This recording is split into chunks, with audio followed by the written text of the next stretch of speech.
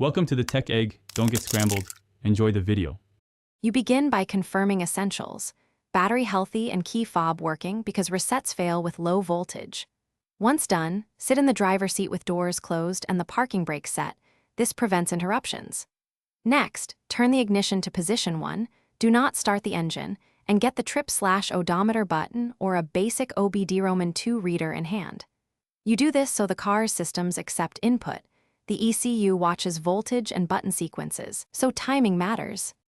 You now execute the core reset.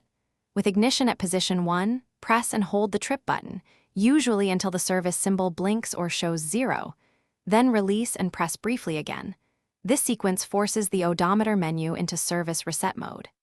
If you use an OBD-Roman 2 tool, connect it, select the Peugeot 208, open the service or maintenance menu, and run reset service or clear interval. You do this to update the stored service status and erase the alert from the instrument. You finish by starting the engine and verifying the service light remains off and any message is cleared.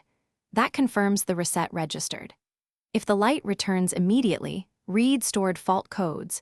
Addressing an actual fault prevents repeated alerts. Then repeat the reset after repairs.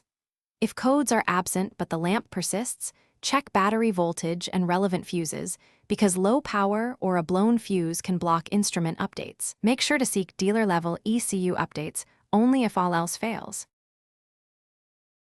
Thanks for watching. Consider subscribing if I helped unscramble your problems.